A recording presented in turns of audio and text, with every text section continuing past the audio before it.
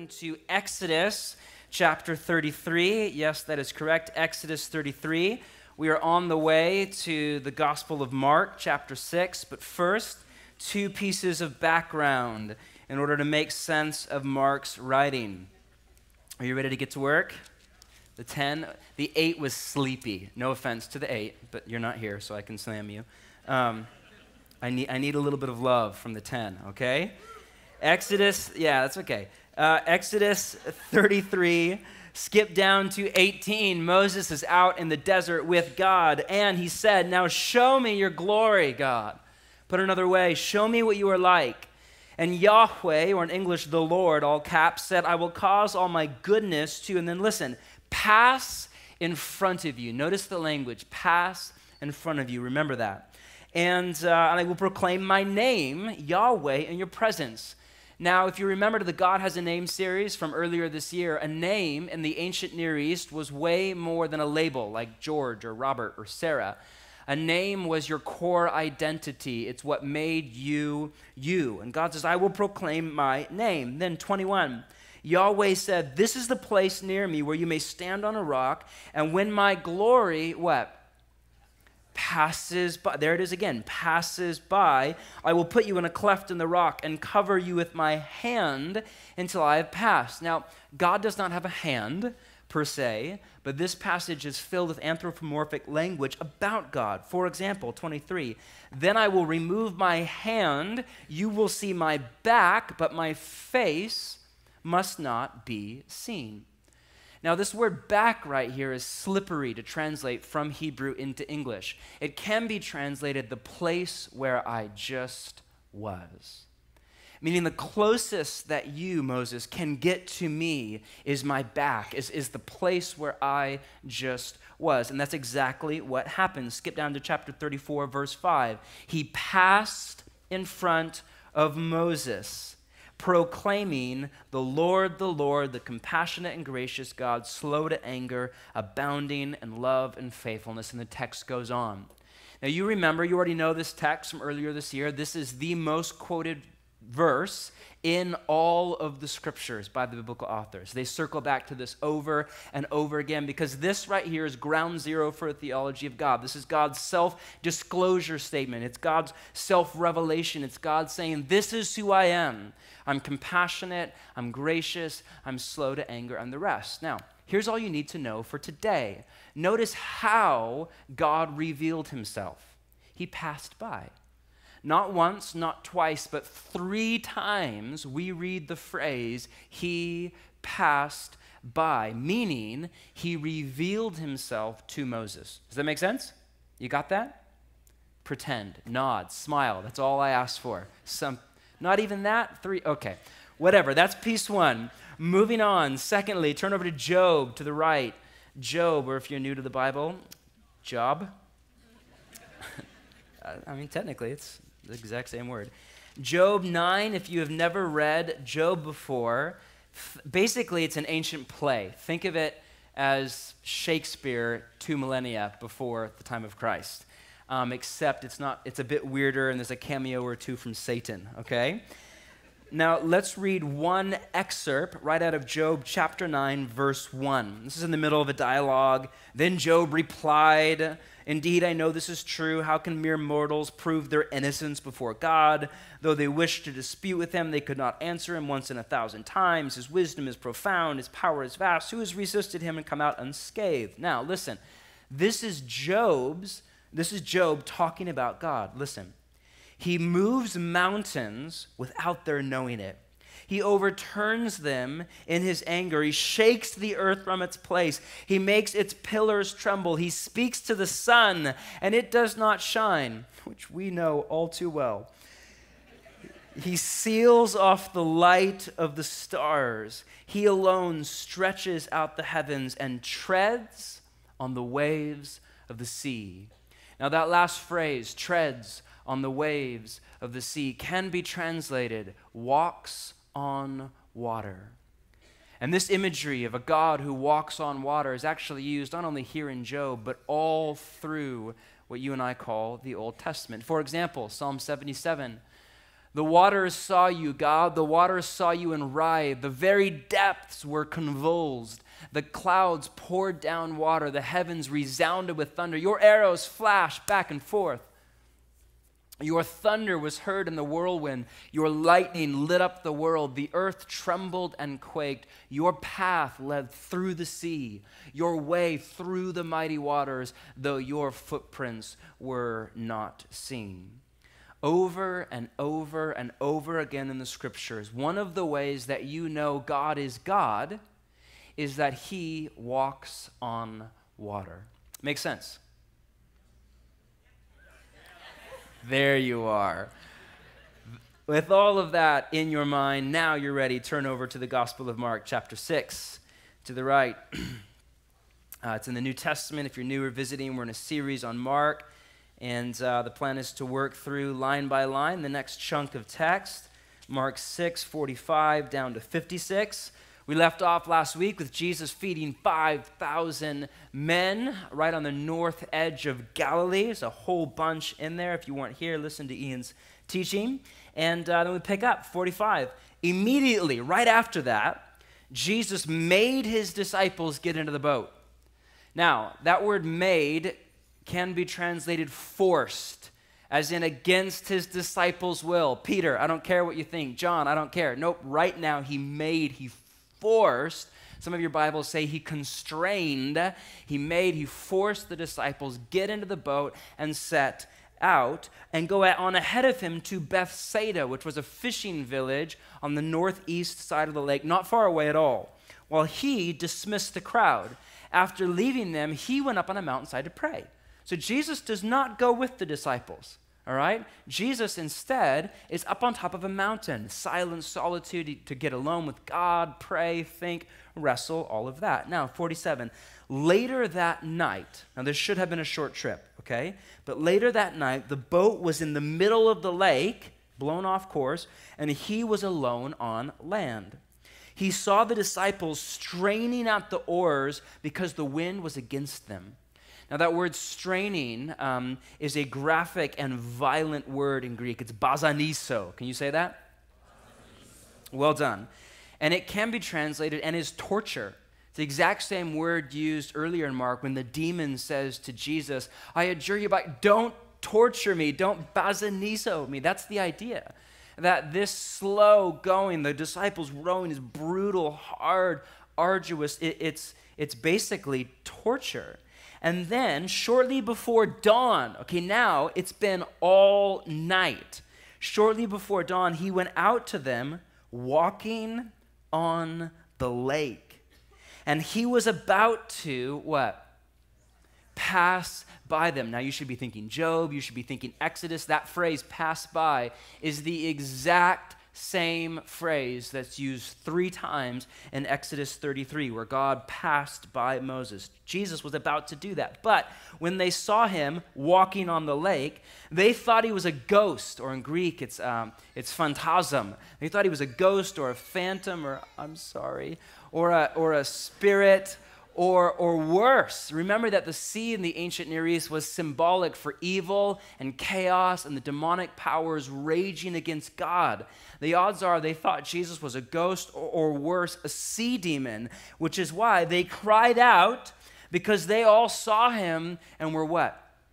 Terrified, scared to death, as you can imagine. But immediately he spoke to them. He said, whoa, take courage. It is I. Don't be afraid. Hey, it's me. Now that, by the way, it is I is a loaded phrase. More on that in a minute or two. But hey, take courage. It's okay. It's me, Jesus. Don't be afraid. Calm down.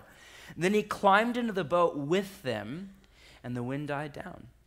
They were completely amazed, for, and this is interesting, they had not understood about the loaves. Their hearts were hardened. So the loaves was the afternoon before. Okay, this is Jesus with the 5,000 feeding 5,000 men, if not more, with women and children, with a boy's lunch, okay? But they didn't get it. They didn't learn what they were supposed to learn. They did not get it. But interesting, it's not in Mark's writing because they were stupid or dumb or uneducated or simple. It's because, quote, their hearts were hardened. Now, this is a phrase, well, in the Old Testament, this is used for Pharaoh.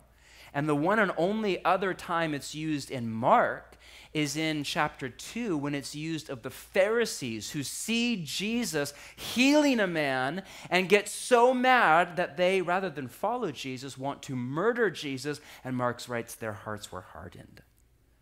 And now it's Jesus' own disciples who are the Pharisees whose hearts were hardened. This isn't because they were stupid. This is because they were stubborn and obstinate. They would not or could not trust and believe in Jesus. But in spite of all that, 53, when they had crossed over, they landed at Gennesaret and anchored there. Now, they were on the way where? Bethsaida, which is a fishing village on the northeast corner of the lake. Gennesaret is not a village at all. It's a region about 3 miles long, a mile deep, and it's on the southwest side of the lake. So the point here is they were blown way off course on the way to Bethsaida. Nope, not at all. Gennesaret. But then listen, 54. As soon as they got out of the boat, people recognized Jesus. They ran throughout that whole region, carried those who were ill on mats to wherever they heard he was, and wherever he went, into villages, towns, or countryside, they placed those who were ill in the marketplaces, and they begged him to let them touch even the edge of his cloak. That word edge is from the Hebrew word kanaf. Remember that from chapter 5?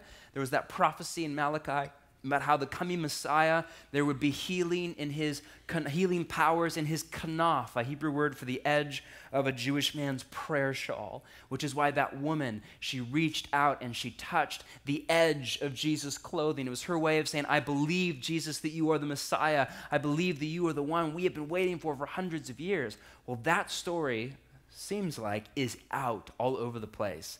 And now there's not one woman. Now there are hundreds of men and women and children coming from all over to Jesus to reach out, to touch Jesus' kanaf. And in the exact same way, all who touched it were what?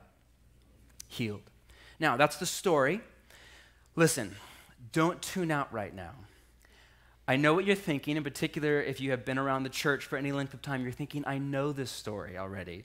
In fact, we already covered the storm story. This is the second one. Come on, it's like reruns of Mark, you know? We covered it like a month ago, and I know it like the back of my hand. If you're in a rough spot, Jesus is with you, blah, blah, blah. Great, okay, what's for lunch? Now, none of you are thinking that right now. None of you. Is that me? I get bored really easy, all right? So I don't ever buy a DVD. Why would you've already seen it. Why would you watch it again? How boring is that? You know, for $19.99, give me a break. So if that's you right now, stay with me. This story is actually very different. The first one, the disciples' life is in danger. That's not going on here. The first one, Jesus is with the disciples. That's not going on here. He's up on a mountain. This one's actually very different. Stay with me. There's stuff under the surface for you and me. Now, first off, if you're taking notes, this is a story about God. Or to be more precise, about the godness of Jesus. Now, Mark is a writer, and he's not blunt, he's not uncouth, he's not simple. The way Mark writes, he never flat out says, Jesus is God, in the language of kind of the modern day church. Instead, Mark shows Jesus doing stuff that only God can do. For example, that's why chapter 2, the Pharisees' hearts were hardened, because Jesus said, I forgive your sins. Wait a minute, only God can do that. In chapter 4, Jesus said to the wind and the waves, quiet, be still. Whoosh, glass. Only God can do that. And then right here, Jesus is walking on what? Water. Now, wait a minute, only God can do that. And then on top of that, Mark writes that he was about to pass by them. Now, all of the red lights on your dashboard should be blinking right now.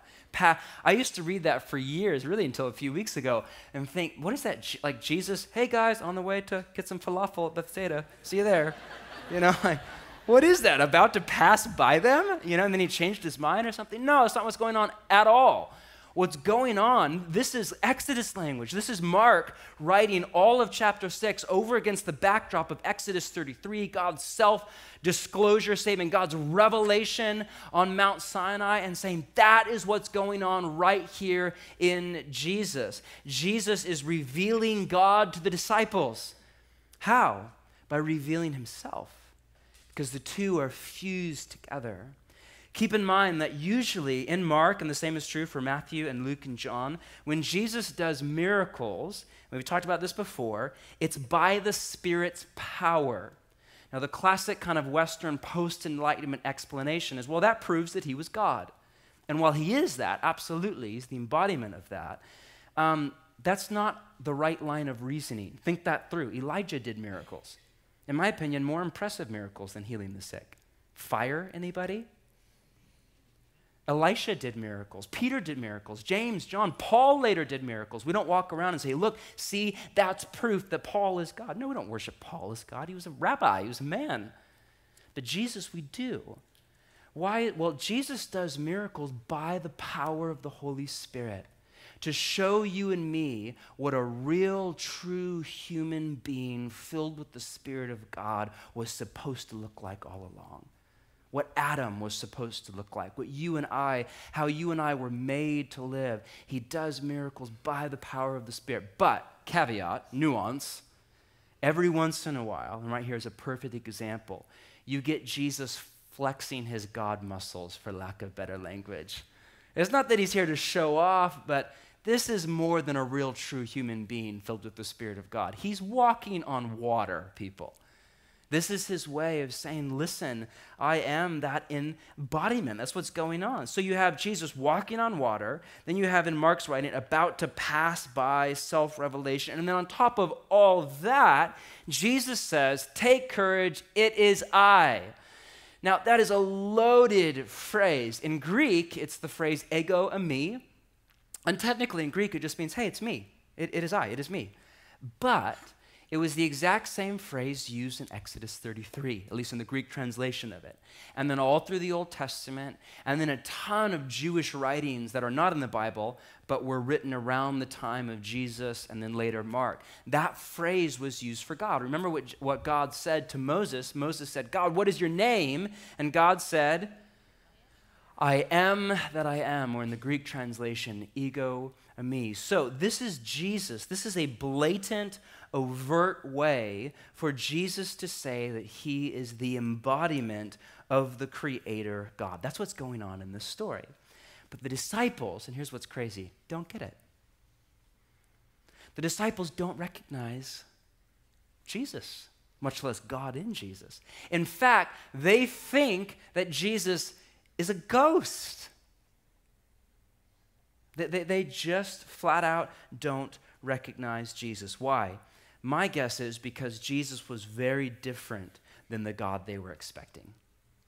And you know what? That happens all the time. I don't recognize God. My guess is you don't at times recognize God because he does not fit the stereotype. One of the mistakes that we make, in particular in the West, is that we start with the presupposition that we know what God is like. We know God is love, or God is this or that, the other. And then we believe or doubt in Jesus based on whether or not he fits into the box, into the stereotype, into what you think about God in your mind. But what's interesting to me is that the writers in the New Testament, Mark, for example, start with the exact opposite presupposition. You don't know what God is like. Yes, we get glimpses, for sure, in Israel's story. We get glimpses in the Torah. We get glimpses, Exodus 33. I mean, that is a revelation moment. God's compassionate, okay. God's gracious. God's slow to anger. God's abounding in love and faithfulness. We get glimpses, for sure, but it's God's back. It's the place where God just was. But in Jesus, we see God in a greater way than ever before. It's like God starts to come into focus. And now we see God's face. Now we see God as Jesus of Nazareth. We see what God is like. We hear his voice, his vocal inflection, his tone. Jesus is God speaking in a language that you and I understand. And that's one of my favorite things about Jesus. He's constantly challenging my assumptions about God. And I hope and pray he does the same for you. Because Jesus does not fit into the stereotype, and please listen to me, not of the right or of the left, not of the rich or of the poor, not of the American suburban Jesus or the Nigerian African Jesus. Jesus does not fit into the box that you and I create for him to call home. He's Jesus. And he's constantly challenging all of my assumptions about God. And what happens, and this happens more, I think, in America than anywhere else, is that we import into that English word God all sorts of stuff, all sorts of thinking about God, some of which is right, some of which is wrong. You all have a vision of God in your mind, all of you, myself included. We all have, this is who I think God is. Here's the problem. We are all wrong to some degree. Some of you are more wrong than me, but we are all... we are all wrong to some degree. We all have stuff that we think about God that's right, hopefully. And the majority of us, not me, but you, have stuff that all of us, myself included, I have stuff that I think about God that, frankly, is not right. It's not in line with Jesus. It's not in line with the scriptures. I'm off. I have imported in my bias, my culture, my upbringing, my political leaning, how I view this, what I love, what I hate. And here's how you know. God starts to look like, Jesus starts to look like you. When the Jesus that you follow agrees with you on everything, you're not following Jesus. Okay? When he votes how you vote, and he spends money how you spend money, and he hates who you hate, and he loves who you love, and that's how you know. You're probably not following Jesus. You're following a figment of your imagination that you call Jesus to make yourself feel better. That's what I love about Jesus. He is the real true one, not the one I make up in my head. He is constantly challenging my assumptions about God. And this, my friends, is why you, and please listen to me on my soapbox here, this is why you and I have to read the Gospels 7 days a week, 365 days a year. Even if it's half a chapter, even if it's a paragraph, you have to read Matthew, Mark, Luke, or John and read about Jesus every single day. Jesus is not a warm, fuzzy feeling that you get when you go to church. Jesus is not the aura that hooked you up with a great date.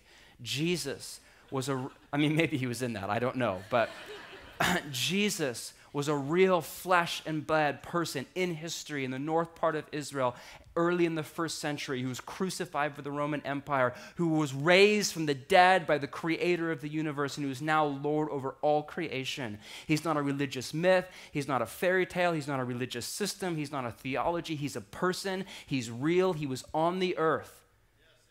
And we need to know what he was like. That's why we're in the scriptures week after week. It's why we're in Mark for the next 5 years. It's why we do history. One of the reasons I do history is for you to know that Jesus was a real person. As dumb as that sounds, you need to get that. I need to get that. Otherwise, he starts to become this junk drawer of spirituality that basically means nothing. We have to be in the Gospels every single day praying. You remember the story, 2 things. Jesus, show me who you are, and Jesus, show me how to follow you. Are you in the Gospels day in? If not, wake up tomorrow morning. Go home this afternoon. It's raining outside anyway. Go home. Wake up tomorrow morning before you go to bed tonight. Crack open Mark. I'm reading Luke right now. It's blowing my mind. Crack it open. Read a story. Jesus, show me who you are. Jesus, show me how to follow you. Are you letting Jesus challenge your assumptions about God? Are you letting Jesus build out your theology of God? You letting Jesus frame and paint and sculpt and shape what you think about when you think about God? Is it Jesus that is that one for you? This is a story about God. But then secondly, moving on, this is a story about us, right? I am the disciples, and so are you.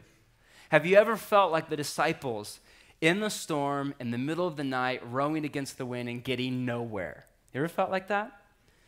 Have you ever felt like you were made, like you were forced to do something against your will? Maybe by God, maybe by the Spirit, maybe just by your boss, maybe by your wife. That's a whole other sermon. Maybe you're like, I'm here. I was forced to come here. I'm sorry.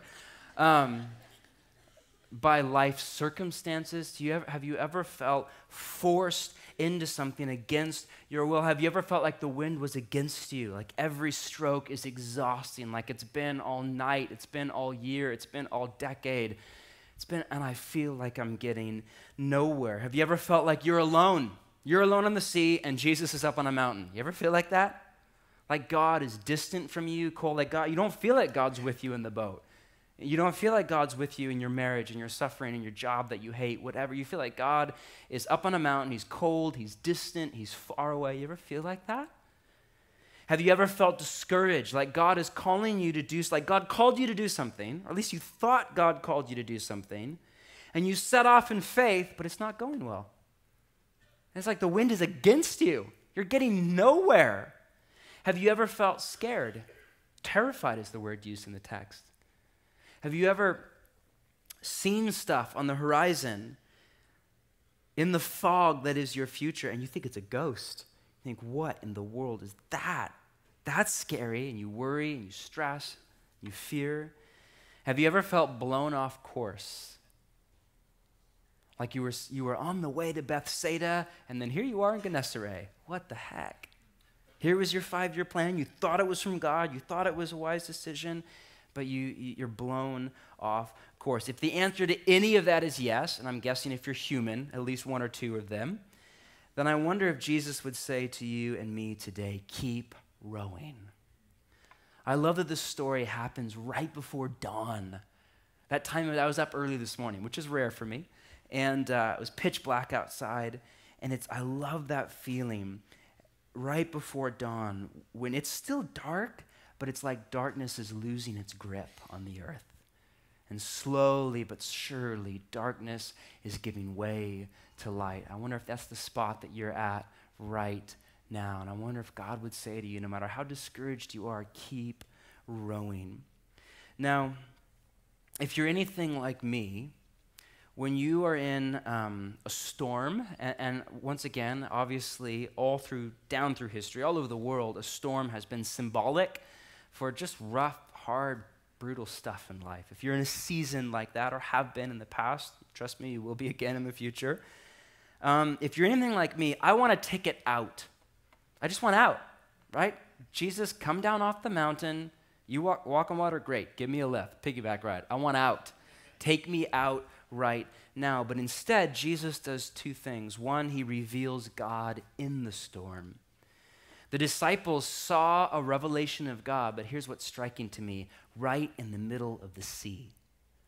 Now, Jesus could have walked the disciples up the mountain. Right? After all, this is the ancient Near East. They actually thought of heaven as up. That's why they would go up a mountain to pray. They thought they were closer to God. Jesus could have walked the disciples up a mountain to a retreat center. Here's a cup of tea and a French press and a moleskin and a candle. Go be alone for a day. And that's where the revelation could have happened, right? But instead, Jesus forced the disciples right into the middle of a storm, into the sea, symbolic for evil and chaos. But so often, that is where we see God. It's on the mountain, sure, that happens later in chapter 9. But so often, we don't see God on the mountain. We see God in the middle of the sea. We see God in the crisis. We see God in the diagnosis. We see God in the operating room. We see God in the divorce. We see God in stuff that is brutal and painful and hard. That is where we experience God. That's where we know God. That's where we learn more and more of what God is like. I mean, the adoption process, which is going fantastic now, but early on was really hard for my wife and I, and waiting, it's a long process, long, hard process, and waiting, and we were over in Uganda, and it was scary, and we thought we were going to lose our daughter, and you're dealing with the pain of her story, and you're absorbing all of that pain into your life. It was brutal. But I learned more about God through that experience than any class in seminary I have ever had, ever.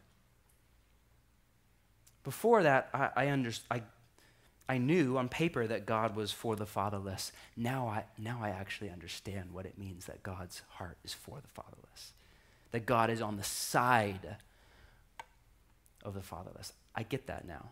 I did not before. Something happens in those moments, right? You see God, there's a revelation, there's an encounter. You learn what God is like. Are you in turbulent waters right now? If so, keep your eyes open. Who knows what is right off the bow in the fog? Who knows what there is that you can learn through this experience? Who knows what there is that you can know about God. So Jesus reveals God in the storm. And then secondly, he brings good stuff out of the storm. That's what he does. Right? The plan was to go to Bethsaida. They ended up instead in Gennesaret, but God used it. Who knows how many people, hundreds it sounds like, if not thousands, were healed. And life is like that. How many times has your plan, what was supposed to happen, what you thought God said, you thought God said, you thought this is what was supposed to happen, but you were blown off course. You thought you were called to Bethsaida, you ended up in Gennesaret. You thought you were called here, you ended up there. You thought it was going to be fantastic, it was not. But how often has it worked out in the end for good? To the point where you say, you know what, if that lousy thing had never happened, then this good thing would have never happened. Am I alone in that? My guess is not at all. Now, to clarify, that does not mean that the storm or the hardship or the divorce or the pain or the cancer or whatever was God's plan or God's will or that he made the wind do its thing in the story at all. It just means that no matter what happens, God can bring good out of it. Our comfort is not that everything that happens is God's will, that there's some divine blueprint for every lousy thing that happens to you in life. I think a ton of stuff, in my opinion, and lots of smart people disagree with me, but they're wrong. But no, in my opinion, lots of stuff happens that isn't God's will at all. Stuff that is flat out wrong, evil, injustice, pain, that's just nasty. But our hope is not that everything that happens is God's will. Our hope is that no matter what happens, Jesus can walk on water. No matter what happens to you, whether it's God's plan for your life or the antithesis of God's heart and will and soul for your life, no matter what happens to you, no matter how broken or painful or abusive or evil or rotten it is or disappointing it is, you follow a Jesus who can walk on water. That means he can bring good out of anything. He can bring good out of divorce, which is something he says he hates. He can bring good out of abuse. He can bring good out of unemployment. He can bring good out of failure. He can bring good out of disappointment. He can bring good out of anxiety and depression. He can bring good out of addiction. He can bring good out of anything. All you have to do is let him into your boat. As captain, obviously, duh, to borrow from the 80s. But all you have to do is let him into your boat. Now, if you let him pass by, you're on your own, have at it. But if you let him into your boat, immediately the wind died down, end quote. But the disciples' hearts were hardened, end quote. Meaning, as I said, they were stubborn, obstinate. They could not, or worse, would not trust and believe after all they had been through. And that's the crazy thing. They had just seen Jesus feed 5,000 men, if not more, with a brown paper bag. They had just seen that. But somehow they were scared to death. They could not, they would not trust and believe. Now, it's easy to mock the 12. Oh, how stupid. Oh, how dumb. Ha, ha, ha. But we are Peter, James, and John, right? It's the whole point of the story. I read this and I think, dang it, that's me. How often has God been faithful to me, faithful to you? Through this experience, through that, through the other, year after year, decade after decade, God has been faithful to you. But how often do we still freak out and get terrified, get scared, get frustrated, get mad, get bitter at God, question God, doubt God, wonder where he is when he was just there the afternoon before? But we don't believe. And the invitation here, what I love about Jesus is he doesn't get mad at the disciples. I would. Freaking, I just fed 5,000 men. What the heck? You know? It's a good thing I'm not Jesus. You're all thinking, for once, we all agree with you. Right? He doesn't get mad. Instead, all he says, the 12 men who are scared, doubting, questioning, who would not or could not trust and believe, instead he just says, take courage, it is I, don't be afraid. And that, my friends, is the invitation to all of you who follow Jesus. And if you're not a follower of Jesus, there's a first invitation: follow Jesus. And then take courage. It is I, don't be afraid. And I love that. I love that frame of reference. First off, take courage. Don't get scared. Lean into the wind. Dive in head first. Courage is a lost art. It's a virtue that I think is slipping through the cracks right now in the West. Of course, on TV, we still have heroes and Superman and Tony Stark and blah, blah, blah. And, we have soldiers. But for the most part, for the average Joe, for you and for me, courage is slipping through the cracks. I mean, you see this all the time in parenting. Oh my gosh, in my opinion, modern day parenting can be summed up in 2 words: be careful. Right? Go to Babies R Us. Don't, it's horrible. But half of the place is safety equipment. Like, you're already in an SUV that's 8 feet wide. You don't need 4 more. Go to the park. Listen to the chatter of moms and dads for 5 minutes. Count up how many times you hear people say, be careful. It's a park. It's a swing. Be careful, Johnny, be careful. You're the next American Idol. Be careful. So I make it a point as a dad, and this is probably immaturity, not wisdom, so you filter it for yourself. But I make it a point to basically never let those 2 words out of my mouth, particular at a playground. I prefer language like, go for it. You got it, Jude. Oh, it's not that high. Jump, go for it.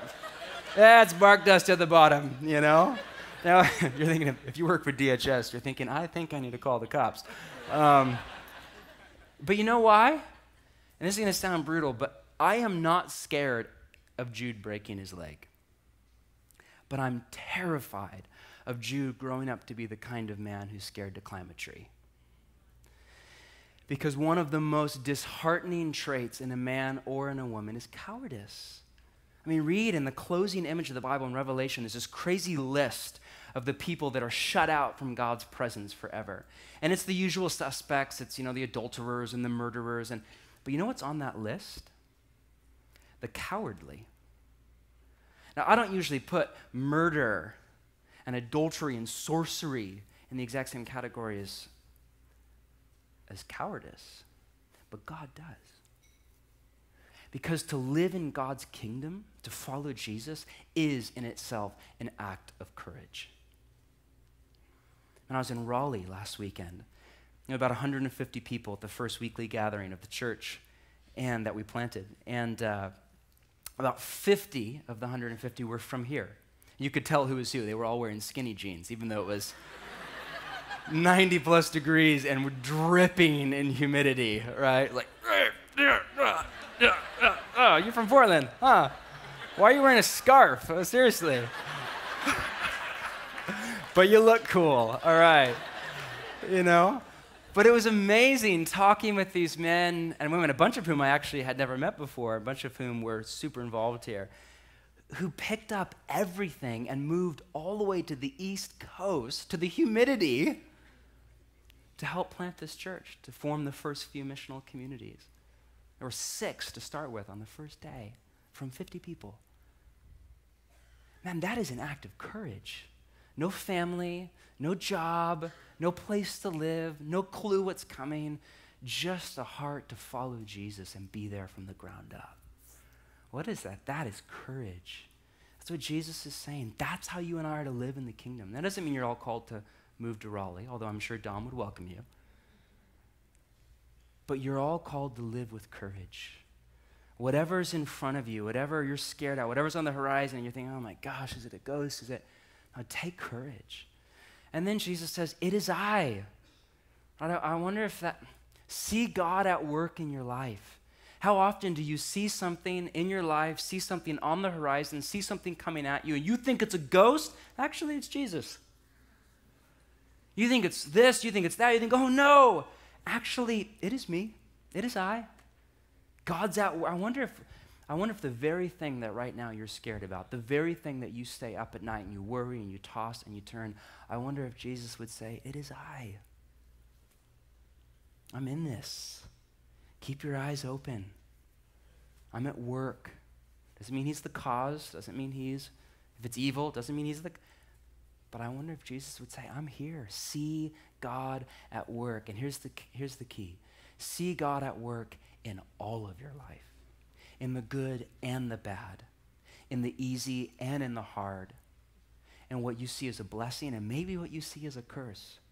See God at work in all of that. Keep your eyes open, because if you follow Jesus, if you let Jesus into your boat, so to speak, he's there, trust me, and he's at work. And then the last thing Jesus says is don't be afraid. And I love it. That's a command. I think of fear as an emotion. And my role in fear is passive. Fear is something that happens to me, right? And to an extent, that's true, right? I'm scared to death of snakes, okay? Don't tell anybody. So not long ago, Bucky Buckstabber, our children's pastor, this was a while ago actually, I have this really nice, like high-end, expensive Bible. It's amazing. I love it, and I love it. So I keep it in a box, okay? And everybody makes fun of me because I keep my Bible in a box. So I had it on my desk in my box. Well, it's like a $200 Bible. This is goat skin, and I'm a vegetarian. This is a big deal, right? Seriously, it's hand bound. I mean, this is my baby, all right? And it's just, the smell is just, it's idolatry, but it's amazing.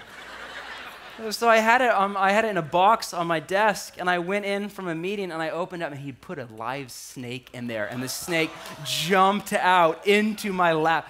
I have one thing that I'm terrified of. It's snakes. One thing. Why did I just tell 1,000 people that? That was horrible. Right? So there's an extent to where, like, it's just fear. It just happens to you, all right? You just cry and wet your pants and run out, and the secretary's there. You're like, oh, hi. Oh, okay. Right? That happens once in a while, all right? Let's play a curse on Bucky. So that happens. But there is also a time when fear is a choice. It's a conscious decision that you make.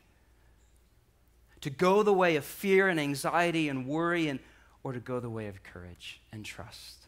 And that's the invitation of Jesus. Take courage. Whatever you're up against right now, take courage. It is I. Don't be afraid. And so maybe you're here, and that's the word. Just keep rowing. Lean into the wind, because we follow a God who walks on water.